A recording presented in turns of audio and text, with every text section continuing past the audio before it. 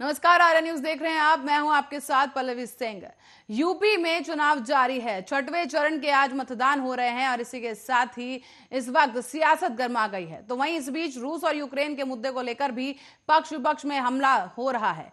साथ ही आपको बता दें, विपक्षी पार्टियां भी बीजेपी सरकार पर यूक्रेन हमले को लेकर हल्ला बोल कर रही हैं। रूस और यूक्रेन के बीच भी आज युद्ध का 8वां दिन है, जहां दोनों देशों के बीच तनाव कम होने का नाम नहीं ले रहा। यूक्रेन पर हमला करने की वजह से ही जहां अमेरिका, यूरोप समेत कई देशों ने उस पर प्रतिबंध लगाए हैं, तो जवाब में रूस ने भी प्रतिबंधों का जवाब प्रतिबंधों से ही देने की ठान ली है। ऐसे में सोशल मीडिया पर एक वीडियो वायरल हो रहा है। इस वीडियो में रूस अंतर्राष्ट्रीय स्पेस में भेजे जाने वाले रॉकेट पर अमेरिका और ब्रिटेन के इंजो के निशान को मिटा रहा है। उस पर वहां भारत के तिरंगे झंडे को लगा रहने दिया है। गौरतलब है कि रूस के यूक्रेन पर हमला करने में इसके बाद अब दुनिया ने उसके खिलाफ एकजुट होने और आपूर्ति श्रृंखलाओं, बैंकिंग व्यवस्था, खेल और कूटनीतिक संबंध अन्य देशों से तोड़ लिए हैं। रूस के वैश्विक रूप से अलग थलग करने के लिए तमाम देश उस पर कई तरह के कड़े प्रतिबंध लगा रहे हैं, जिससे वो कई मोर्चों पर दुनिया से अचानक कट गया है। बैंकिंग के क्षेत्र में देखा जाए तो अंतर्राष्ट्रीय स्तर पर उसकी क्षमताएं काफी कम हो गई हैं। प्रमुख अंतर्राष्ट्रीय खेलों में भी उसकी भागीदारी चरमरा गई है। यूरोप में उसके विमानों पर रोक लगा दी गई, तो वहीं उसकी वोदका का अमेरिकी राज्यों ने आयात बंद कर दिया है। आपको बताते चलें कि यहां तक कि स्विट्जरलैंड, जो कि अपनी तटस्थता के लिए पहचाना जाता है, वो भी सावधानी से रूस के राष्ट्रपति व्लादिमीर पुतिन से मुंह मोड़ चुका है।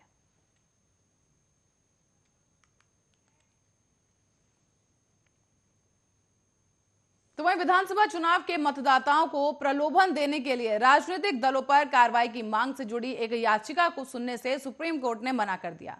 चीफ जस्टिस की अध्यक्षता वाली 3 जजों की बेंच ने यह कहा कि याचिकाकर्ता की मंशा संदिग्ध है। उसने व्यापक मुद्दा उठाने की जगह सिर्फ कुछ पार्टियों को निशाना बनाने के लिए याचिका दाखिल की है। याचिकाकर्ता ने यूपी विधानसभा चुनाव में सपा और कांग्रेस के सभी उम्मीदवारों को अयोग्य करार देने की मांग की। साथ ही आपको बता दें कि पंजाब में आपके उम्मीदवारों को भी अयोग्य करार देने की मांग इस याचिका में की गई थी। हिंदू सेना के उपाध्यक्ष सुरजीत सिंह यादव ने यह याचिका दायर कर मतदाताओं को मुफ्त की चीजें देने की घोषणा को भ्रष्ट तरीका बताया है। साथ ही याचिकाकर्ता ने कहा था कि जनप्रतिनिधित्व कानून की धारा 123 के विरुद्ध है। ऐसा करने वाली पार्टियों के ऊपर केस दर्ज होना चाहिए। उनके प्रत्याशियों को अयोग्य करार दिया जाना चाहिए। साथ ही यह भी कहा गया कि याचिका में चुनाव आयोग के अलावा कांग्रेस, समाजवादी पार्टी, बीएसपी और आम आदमी पार्टी को प्रतिवादी बनाया गया था। बुधवार को याचिकाकर्ता के वकील वरुण सिन्हा ने कोर्ट से इस मामले को जल्द सुनने का अनुरोध किया था। इसे मानते हुए कोर्ट ने आज इस मामले को सूचीबद्ध किया है। साथ ही मामला chief justice NV Ramana, justice S Bopanna और हिमा कोहली की बेंच में लगा है।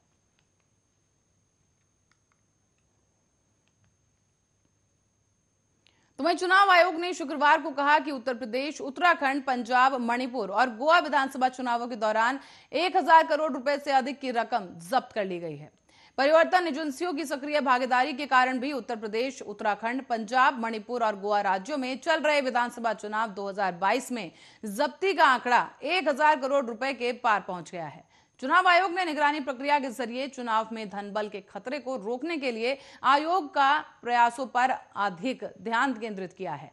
चुनाव आयोग के अनुसार 5 चुनावों वाले राज्यों में से सबसे ज्यादा पंजाब में 510 करोड़ रुपए की जब्ती हुई है। ये इस लिस्ट में सबसे ऊपर रहा। इसके बाद बारी आती है उत्तर प्रदेश की, जहां से 307 करोड़ रुपए और मणिपुर में 167 करोड़ रुपए जो हैं वो जब्त किए गए। वहीं उत्तराखंड में भी चुनाव के दौरान 18 करोड़ रुपए और गोवा के लिए 12 रुपए की जब्ती की गई है।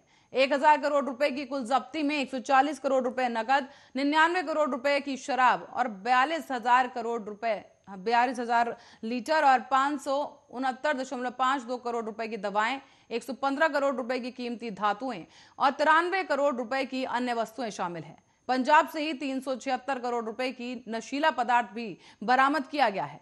और इस दौरान आपको आगे बताते चलें कि चुनाव आयोग ने सीबीडीटी, सीबीआईसी, एनसीबी, उत्पाद शुल्क और सीमावर्ती राज्यों के वरिष्ठ अधिकारियों जैसे कि परिवर्तन एजेंसियों के प्रमुखों के साथ चुनाव वाले राज्यों में प्रलोभन मुक्त चुनाव सुनिश्चित कराने के लिए एक संपूर्ण रूपरेखा के लिए कई बैठकें भी की थी।